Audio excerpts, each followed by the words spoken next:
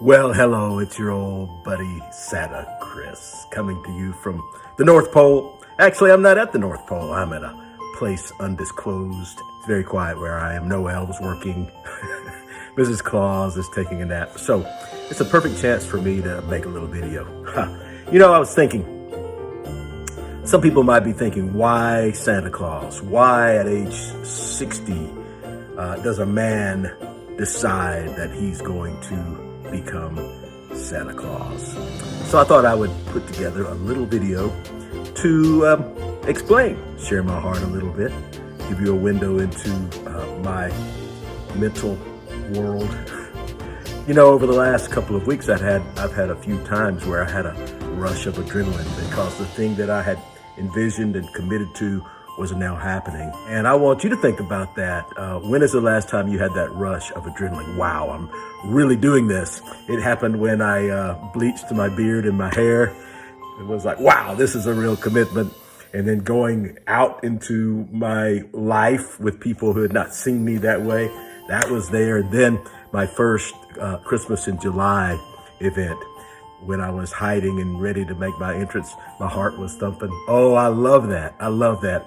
I am an adrenaline junkie. I have found that when you commit to something and you go toward that, just in those moments when it's really evident wow, I'm really doing this, there's an adrenaline rush. I don't know about you, but that makes my life interesting. So I hope you're having those chances to do something new. My life has certainly been a series of things that I have never done and launching out into them. And this is one of them. And Kathy and I are having a blast doing this together, taking this leap. From the time I was a teenager, I wanted to be a dad, no doubt. As the Lord would bless, I married Kathy at age 23, and we were on our way on adventures. Before my children were even born, I was enamored by the book by Gary Smalley called The Blessing. It's still out there, and it talks about how, in a nutshell, we are blessed by God to be a blessing. We are not put in places of authority to lord it over others. We are put into places of authority so that we can bless them and lift them up. So I envisioned my role as dad to be primarily that. Of course, instructor, mentor, but mainly a person of blessing. And so how that worked itself out on a day-to-day basis, many different ways, but with my children, every night I would, from the time my son was born, on the day of his birth, I put my hand on his head and I said, "The Lord bless you, Zachary, and keep you. The Lord make his face to shine upon you. The Lord lift up his countenance upon you and give you peace, in the name of the Father and the Son and the Holy Spirit." And then when he got older and he could understand what I was saying, I would ask him a series of questions. I would say, "Zachary, do you know how precious you are and special and valuable?" "Yeah, Dad." "And Daddy loves you and believes in you no matter what?" "Yeah, Dad." "I love you, Zachary." Hug, kiss, and sweet dreams and good night. And then when his sister came along, same thing. Every night I would read to them one by one and do the same thing.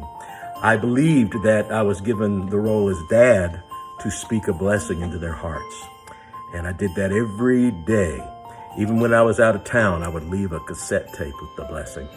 So the blessing went on until they were in their teens. I did that. And when they went off to college, I said, "Hey, big boy, time to do it one more time. So let's read a story and let me give you my blessing." So I felt great joy in that.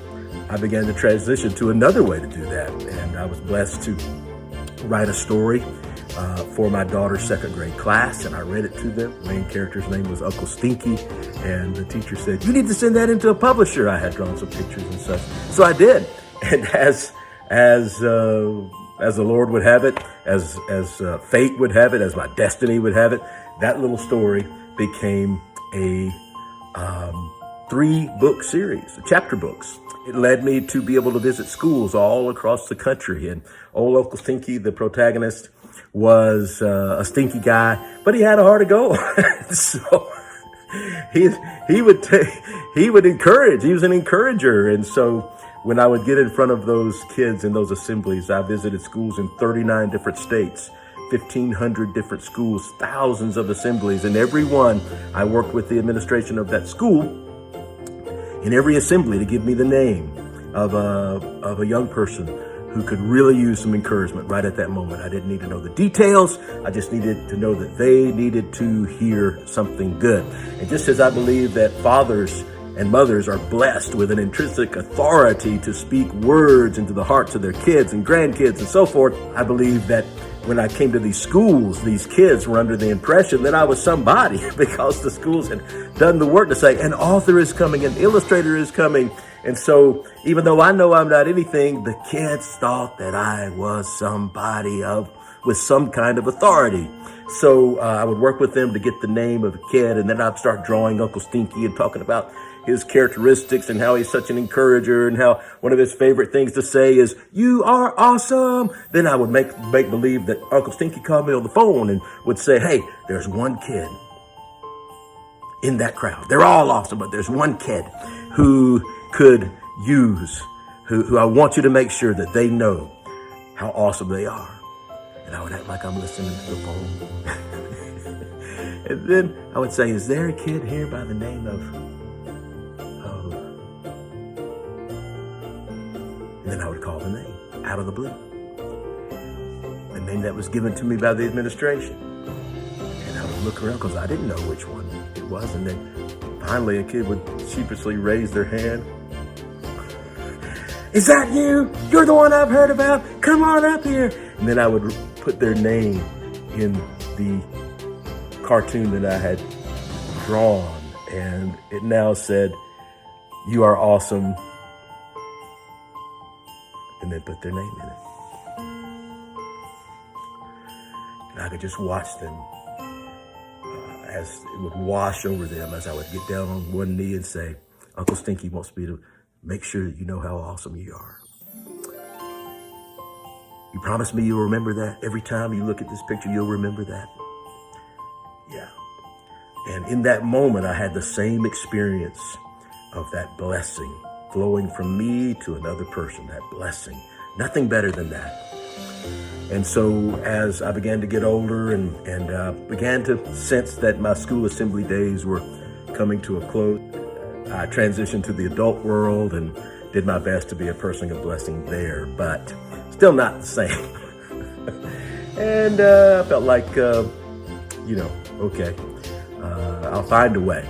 I didn't know what that was going to be, to have that same experience of feeling that power of love, that power of blessing transferring from me to another person. And then last year, holiday season 2021, I got a message from Shayla Myers, the youth minister at Pleasant Hill Christian Church. And she said that they had an event every year for foster kids and their families, and their Santa that they had used in the past had become frail or ill, and they knew it was last minute, but we thought about all the people we knew, and we thought that you would be a great Santa Claus, and that Kathy would be an amazing Mrs. Claus. Would you do it? It took me about a millisecond to answer her and say, "We would be honored, no doubt, we'll do it." So they got us suits. I had a big fake beard that you could hardly see my face, and we did it. We showed up there on the night of their big event, which is amazing what they do for foster kids at Pleasant Hill Christian. And, we had that feeling I was telling you about, that rush of adrenaline. Wow, we're doing this. And one by one, we began to interact with those foster kids and their foster parents. I have a vivid memory of sitting on the bench there, and this little man, I could tell he was a little bit, had a look of reticence as he was approaching me. And then he sat down and he looked up at me. I could just see his eyes widen, because in his world, he was sitting next to Santa Claus. And it was in that moment that the Lord said, "This is it, Chris. This is what you've been looking for, an opportunity to speak love and value to another person. And here it is. And they're lined up, and you can do it over and over and over and over." So I was instantly very comfortable with saying to them, oh, you know Santa loves you. Santa sees you and believes in you. Wow, you are something else. I want you to know that. So that's how it happened. When it was all over, Kathy and I left there. I was already vowing never to cut my beard again. And she's already planning out outfits. So here we are in July 2022, only about 8 months later. And here's my beard. And we're ready for the adventure. We can't wait for the holidays, but we're already enjoying it now. Hey, we don't take our tree down here at the Rumble House anymore. It's our ambient light. We take the ornaments down, but we don't take our tree down. We want that light to shine all year long. And we want to be a part of your holidays, by the way. If you have grandkids or kids, we'd love to be a part somehow, whether it's by Zoom or by a photo shoot or by an experience, an in-home visit. We're going to have some places where we're going to be appearing, so watch that. But that's the story of how I woke up one day and decided that I was going to be Santa. I love you guys. Thanks for watching.